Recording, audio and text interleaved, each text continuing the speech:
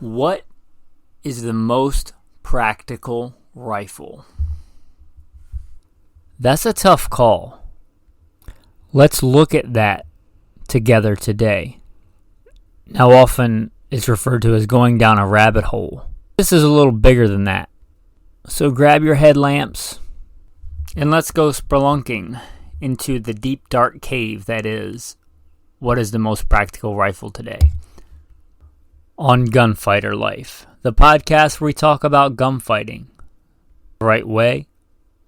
God is number one, period. I hope to keep him number one in everything that I do, and this podcast is no different. That said, let's get into the bio today. Who am I? A question we should all ask ourselves. I am, first and foremost, a servant of God, made in his very own image, a follower of Jesus Christ, a simple man called by God to the Great Commission to share the good news of Jesus Christ. Next, a little bit about my background and what God has allowed me to do and blessed me to do in life. Grew up what most would consider very poor in the backwoods of the southeastern and mid-Atlantic United States. Hunting and fishing. Joined the Marine Corps at 17. Did a couple of combat tours in Iraq. So a decorated Marine Corps combat veteran. Infantry assaultman.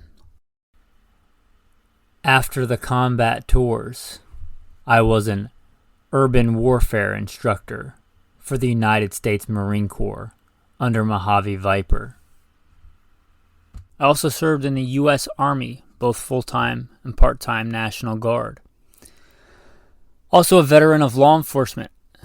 I served with LAPD. I was a sworn peace officer, a cop for LAPD. I worked regular patrol assignments and more specialized assignments. One of those more specialized assignments was warrant service, fugitive recovery. Also had some other law enforcement roles. I am an FBI certified firearms instructor and been certified by another 3-letter government agency in a lot of firearms and training things. I've also been a private contractor, worked in the private sector, pertaining to tactics and gunfighting and protecting America from enemies foreign and domestic. I served as the commander of a tactical team to stop active shooters in a large metropolitan area. That was our primary mission, to stop active shooters, which sadly are a thing in America today. I've also been blessed to do quite a bit of competition shooting. Started my first formal competitions even before joining the Marine Corps at 17. I had won more shooting competitions than I can remember. I have competed in all manner of disciplines in shooting. I've been blessed to be a state rifle and pistol champion, West Coast regional champion. Like I said, been blessed to win more shooting competitions than I can remember. Mentioned hunting. I've hunted to put meat on the table starting when I was a child. I've also been a professional big game hunter and guide, hunting and slaying all manner of beast. And I don't apologize for that. Humbled to be the host of 3 podcasts. Simple Man Sermons, Alpha Male Podcast, and Gunfighter Life. Obviously, as things not mentioned, I've been blessed to do many other things. But, again, first and foremost, I'm a servant of God, a believer and follower of the Bible, the Word, Jesus Christ. And I don't apologize for that. With that, if you want to thank me for that service in a practical way, scroll down and give a review or just some stars, give a quick, easy rating. Now let's talk about today's topic. The most practical rifle. Notice I didn't say the most tactical rifle. I said the most practical rifle. And here's where we get into some nuance and some gray area, and what makes this so hard is that practical for me may not be practical for you. Practical for me might be far different here in the Oregon rainforest than it is if you're listening in an apartment in Manhattan, or I dare say even South Africa. Shout out to all the listeners in South Africa.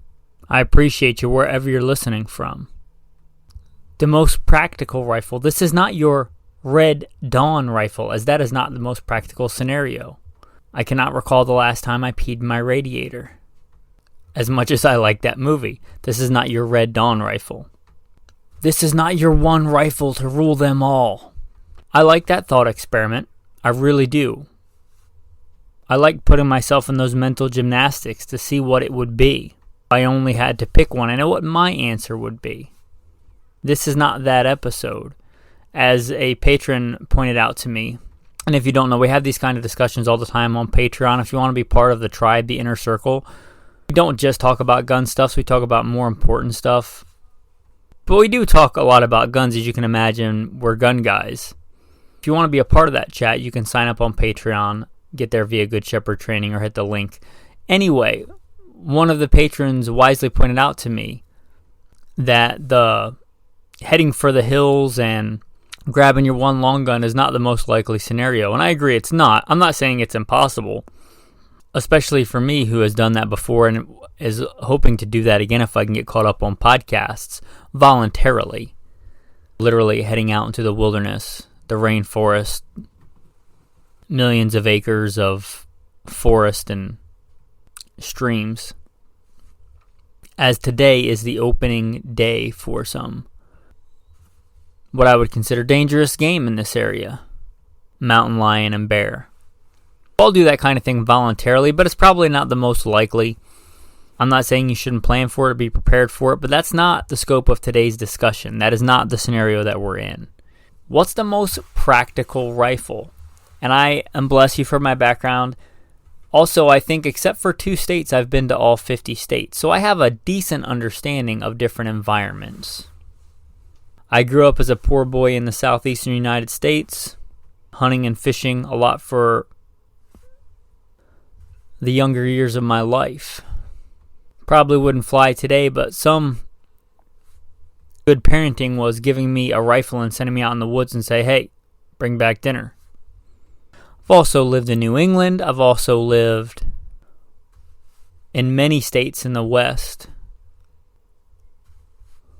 From the deserts of Arizona to the forests of Flagstaff, Arizona, to the Sierra Nevada mountains, deserts of Nevada, southern and northern Idaho, which are quite different. The Redoubt, as it's often referred to. And visited and been to many others. The Ozarks, right now, coastal Oregon. Just as a brief aside, that I've been in these different environments.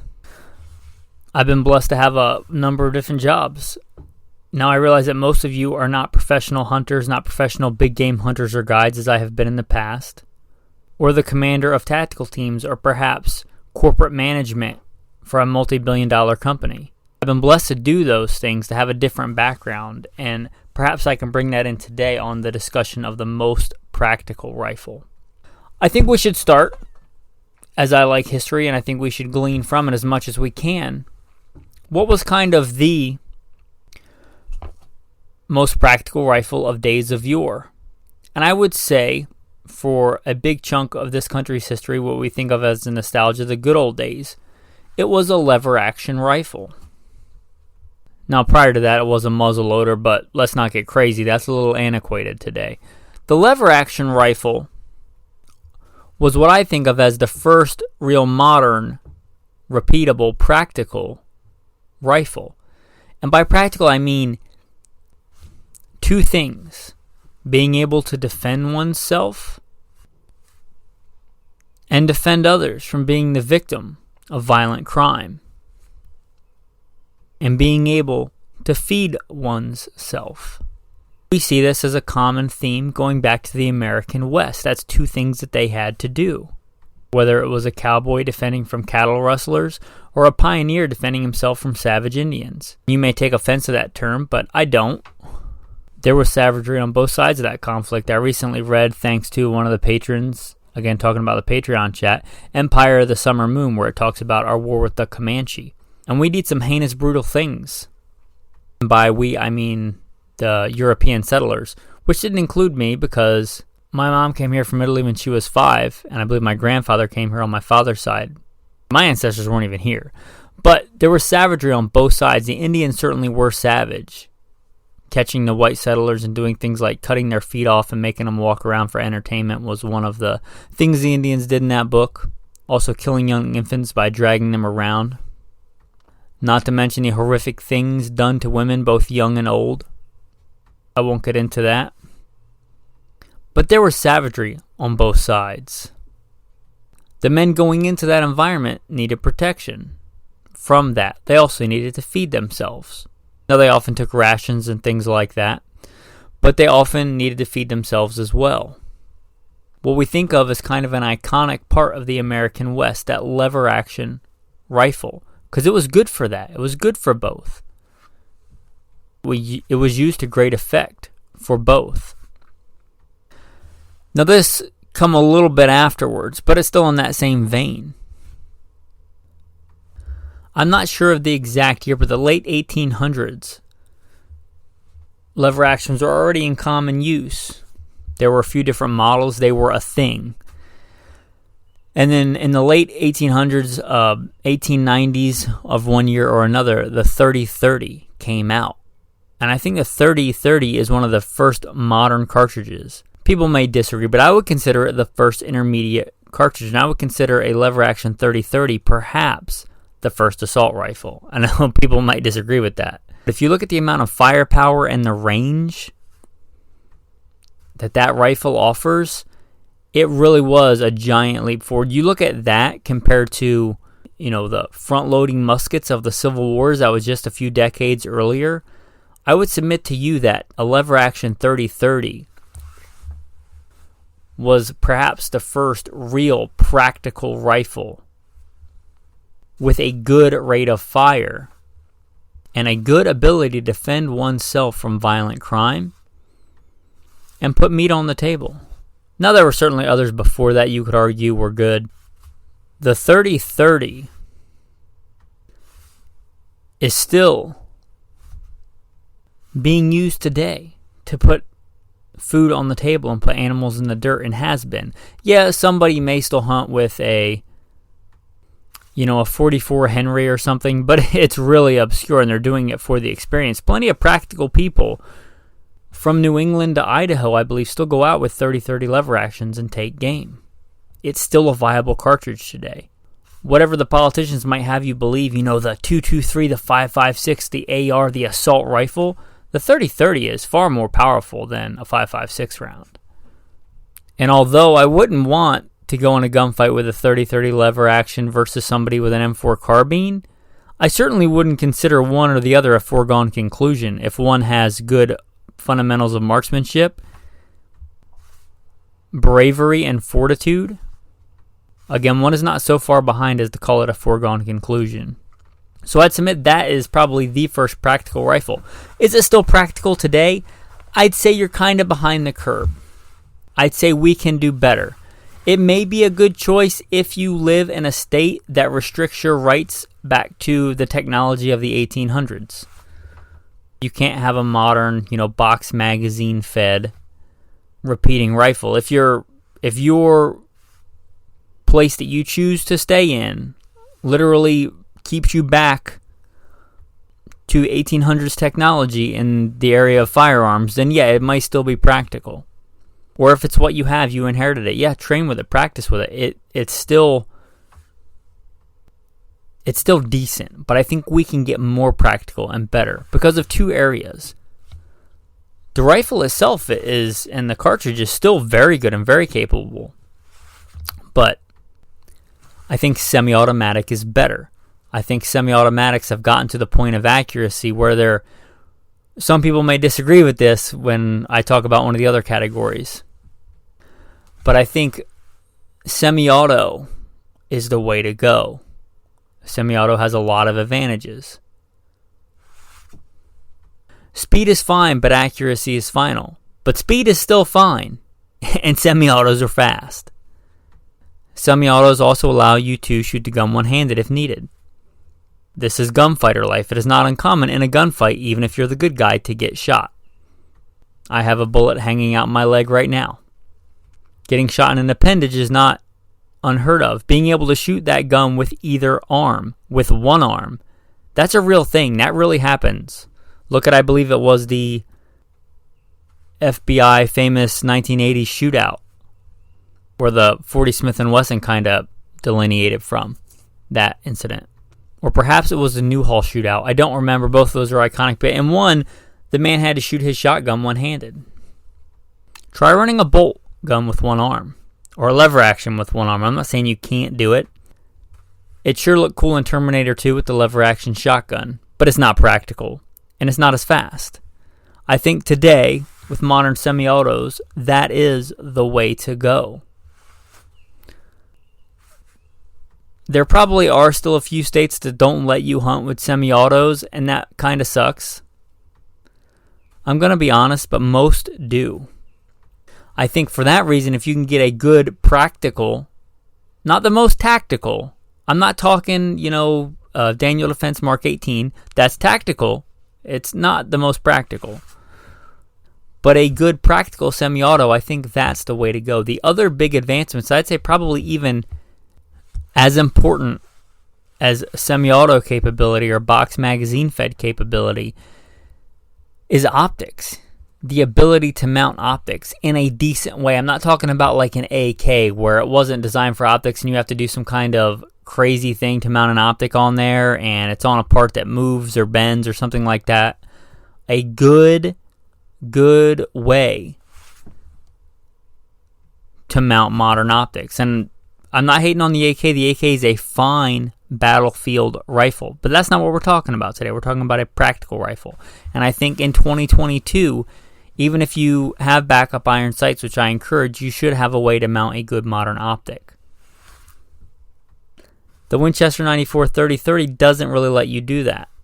They did make some models like the angle eject and things like that that do, and I'd say that's a better choice than the original for this purpose, not for nostalgia's sake.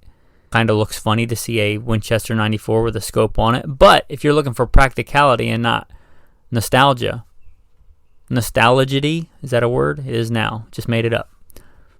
But if you're looking for practicality, ability to mount a good modern optic, I've never seen one, but no doubt if you mounted a 30-30 Winchester 94 with a red dot, maybe I have seen one somewhere, but if you did that, it would certainly help you out as far as getting fast, accurate hits, the same way it helps out an AR. But I'd say semi-automatic capability and the ability to mount an optic should be on a practical rifle, if, again, you can have that. Some would say, especially some in the Patreon group, that the Scout rifle is the most practical rifle. I'd say the Scout rifle is perhaps one of the most practical manually operated guns. I will concede that. Find yourself in an urban environment, car breaks down and your room clearing, that's probably not a rifle that I want. Again, I wouldn't call it a foregone conclusion, but I'd say it's behind the curb. That's a thing that can happen, in today's world. You find yourself in a riot or a mob situation with a bunch of people trying to drag you out of your car and, again, commit violent crime against you. A Scout rifle is good. It's a great all-around rifle, but I don't know that it's as good as a semi-auto in these kind of situations. Also, again, if you're shot in the arm, or if one arm is broken. Let's say they try and run you off the road. And a good counter argument to that would be, well, I have a semi-auto handgun for that. And I'd say, yeah, that's a good plan. But again, I think in 2022, if we're talking most practical, let's look at the semi-autos.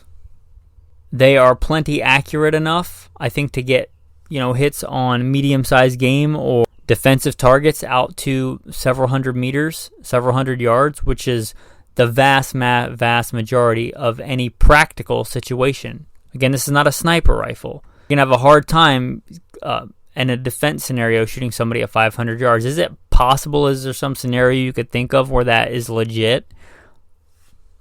You happen to be on a rooftop 500 meters away and you see an active shooter in progress and you have the ability and optics and computers to range find it and get a shot in. It's possible, but it's not likely. A couple of 100 meters and in where you can actually see with your own eyes, that's a lot more likely. Practical scenario. So you're probably thinking, we're almost 21 minutes into this, or you probably don't know how long it is. I'm looking at the clock. But we've been talking about this for a while. What do you think are the most practical rifles? All right, I'm going to give you a few. And this one is not nearly as old as a 30-30, but she's been around a while. And that's the SKS. SKS is still a great practical rifle. I know they used to be $100 and some, and now they're, $300 to $500. I still think they're a good deal. I still think the quality that they were made with as a battlefield rifle that still points and handles a lot like a hunting rifle. In fact, that was kind of the poor man's hunting rifle when I was growing up. And I can't imagine the countless number of deer that have gone to the freezer with an SKS. That's a good round. It's a good rifle. So it's a little bit better. Still, yes, I know you can mount optics on them, but again, it's not made for that. It's not a great thing to mount optics on. So I would submit, along that same vein, but better, and especially with the jump up in price of the SKS, the Ruger Mini 30 would kind of be my common everyday man's pick for a practical rifle. I think they still do come with scope rings. You can get them in stainless steel, depending on your environment. The Ruger Mini 30. If you only want 223 5.56, which I don't think is a great practical round, it's a great specialty round. It's a great round for what it is. It can take deer. It's not a great deer round or intermediate round. So you can go that route with the Mini 14, and the Mini 14 has certainly been used by law enforcement. I'd say it's certainly a capable offensive rifle and certainly a capable defensive rifle and a good hunting rifle. The Mini 30 gives you that with a little bit more firepower in the 7.62 by 39. The Mini 30, I think, still comes with good, solid scope mounts. You're not doing some kind of weird workaround thing to mount an optic. You can literally make a good optics choice and just bolt on, with the scope rings that come with it, a good modern optic. You can buy the rifle, you can mount an optic, you can zero it, you can train with it, and you have a good modern semi-auto intermediate cartridge, stainless steel, all weather, all kinds of environments. Decent truck gun if you want to pull it out and shoot a coyote or two on the ranch. Or you're on your way home and you decide you want to walk through the deer woods and see if you can scare any game up. You've got a good rifle if you want to hop on a horse and put it in a scabbard. For scouting or anything like that, you have a good rifle. If it's behind the seat of your car or riding, in your center console, laying against your center console, if you have to go to the big city to get a pound of nails or a pound of sugar or whatever you go to the city for, or you wear a suit and a tie and you work there every day, you have to drive from the suburbs to the city, which a lot of people do, and you get caught up in a riot or you get caught up in a civil unrest scenario and you have to grab that gun, it's a good choice. I would not turn my nose up at a good Mini 30 with a good optic that was well zeroed and I had trained with. A good sling, a good white light. Is it as good for that specific thing if I'm kicking down doors as a Daniel Defense Mark 18? No, but it's way better if I'm walking through the deer woods and I want to shoot a deer than a Mark 18. Again, it's not the most tactical rifle, it's a practical rifle. And then I drive day to day from the suburbs to the city, and then on the weekend, maybe I want to hop in a canoe and go down a river and I might see a bear. It's a good rifle for that. And that's what I mean by most practical rifle. I'd say that Mini 30. And I like stainless steel. You may not apply to you if you're in Arizona or something. But, if you're in Washington State or Georgia Stainless steel is a big deal. I think it's definitely worth it. What are some other good choices? So I think one of the sleepers kind of unknown in the gun world, especially gun culture 2.0, that people hunted with for decades and decades. The Remington 740, and 7400. I believe all those models are basically the same, different generations of basically the same model. And that's a semi-automatic, handy hunting rifle. They made them most notably in calibers like 30-06. They also made them 308, 243. They made them in all kinds of calibers. They were popular for a long time. We think of this as like a modern thing of hunting with a semi-automatic, but it's not. I want to say Roosevelt hunted with semi-automatics. They go back a long time. These were popular. These were popular in the 40s and 50s, and even before that. Don't think it's some new thing. Don't think the semi-automatics are some kind of assault weapon, because that's what the media portrays them as. The Remington Model 8 was around a long, long time before this, but these were popular, what we kind of think of as the Norman Rockwell era of America. And they're still good choices. The Remington 740, I'm just going to pick one. The 740. You get one. It comes, I think it still uses the regular, I could be wrong, but it's going to use a pretty common way that you can get good modern rings for to mount optics. Even though that rifle's a little bit older, you put a good all-around optic on it, that's a good rifle. You want to go up a little bit in power, the 30-06. The M1 Garand Cartridge, our military round for World War I and World War II. Now, I wouldn't if it was a practical rifle. I'd actually probably step down and get one in 243. I think that's a good balance. I lived somewhere like Alaska, I might want a little bit more there. Anything other than that, a 243 would be a great all-around semi-automatic choice. Again, it's sleek. Your one downside here is that the standard magazine, I don't know how many it holds, but it's not many. I do believe they made 10-round magazines for them. And 10 rounds of 308 or 243 is nothing to sneeze at. That, in most situations, is going to be enough. So I'd say that's kind of a sleeper. Most people are going to say, why not get an AR-10 variant? And I would say the big one for that is they're heavy. And I know you can get super lightweight ones, but you're probably talking about quite a bit of money, and that might keep people out. But yeah, I'd say the AR-10 can absolutely be a good choice, and they're only becoming more popular and coming down in price. A good AR-10 with a good optic in 6.5 and 308, something like that, is going to be fine. Also an AR variant, but I would say not in 223. That's not a good practical round. I know, a lot of people deer hunt with it. I get it. But if you were going to go the AR-15 route, this is kind of where you'd probably want to custom build something in 6.8 or 6.5. You could make a case for 300 blackout because it's got a bunch of different options. Again, this is not the most tactical rifle, the most practical.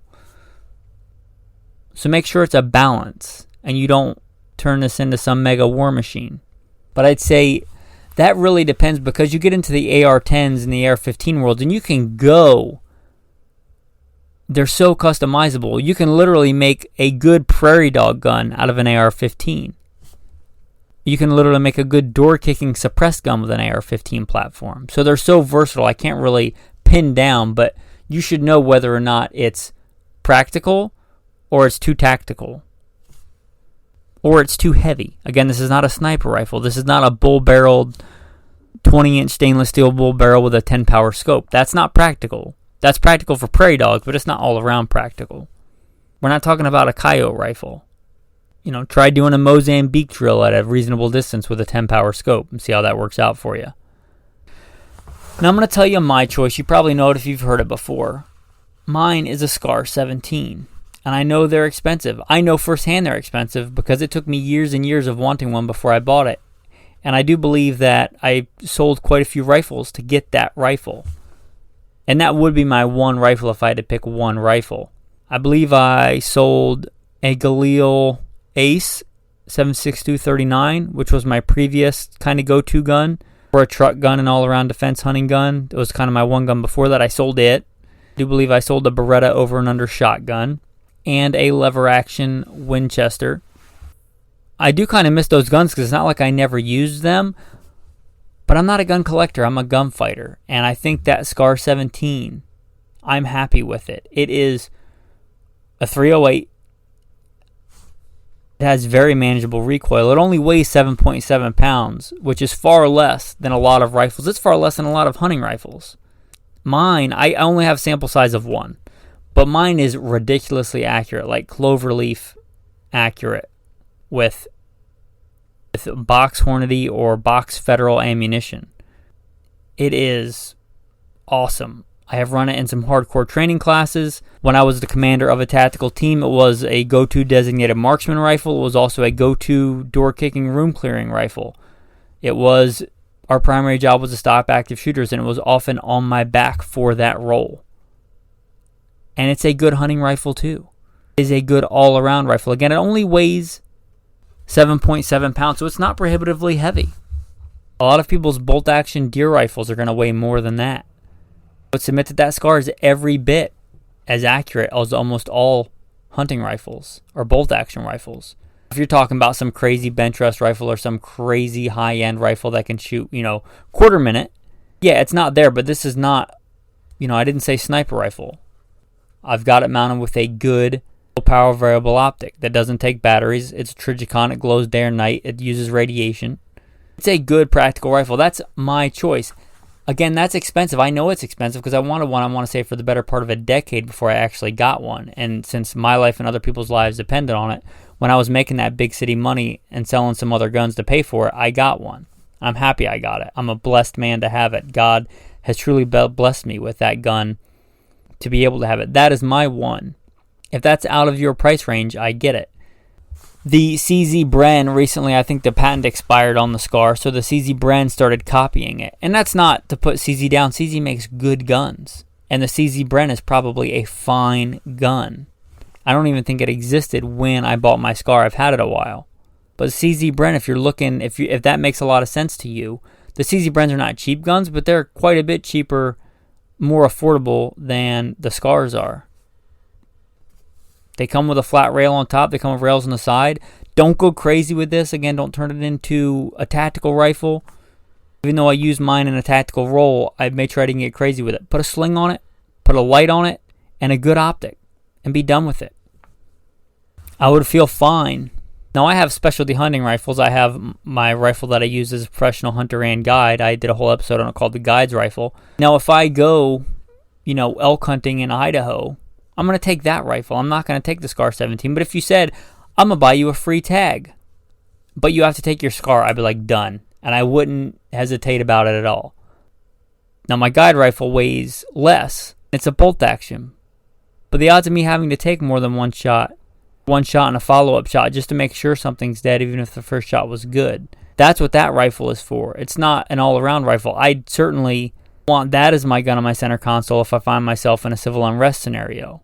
As a Scar 17, I'd be certainly happy to have that by my side, whether I'm kicking in a door or dealing with a riot or in a designated marksman role or, again, hunting elk on the mountains of Idaho. It'll do all of it.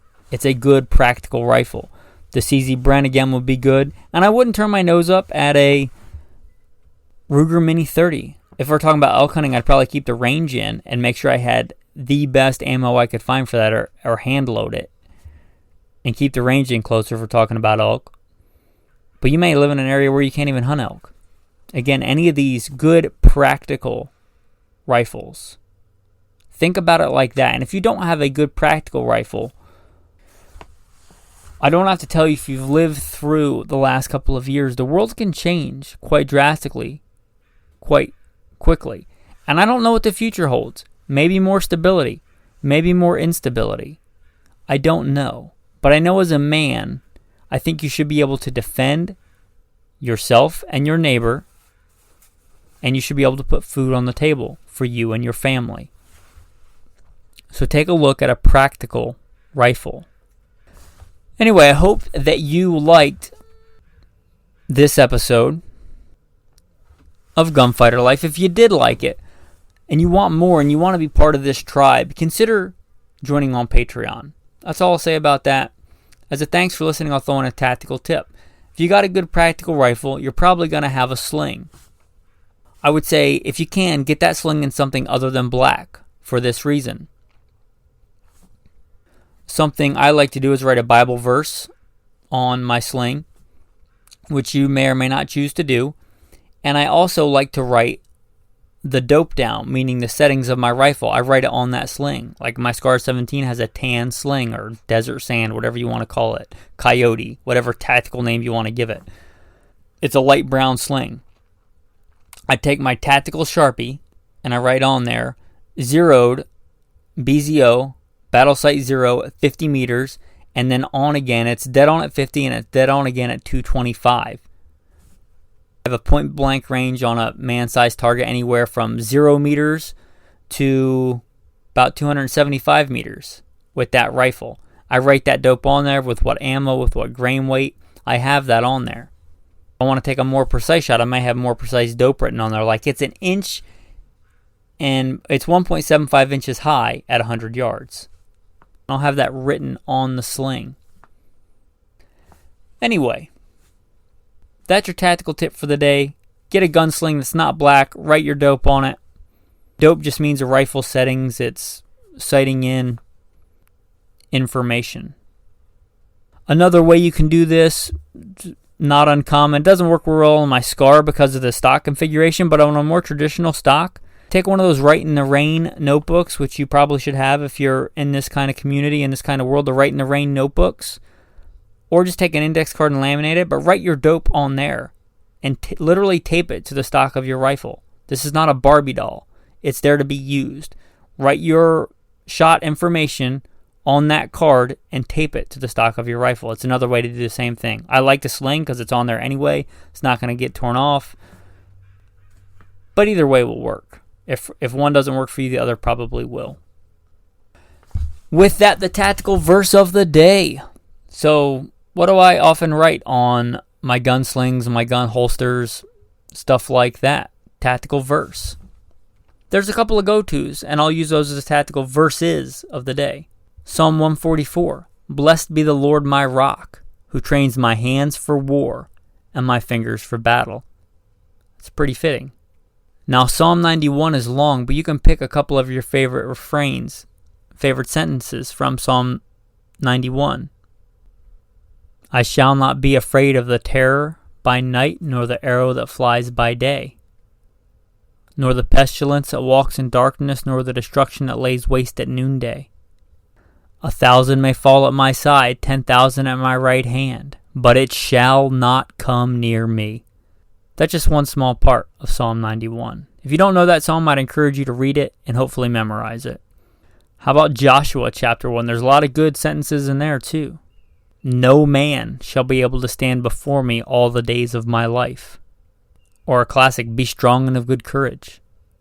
Do not be afraid or be dismayed. For the Lord my God is with me wherever I go.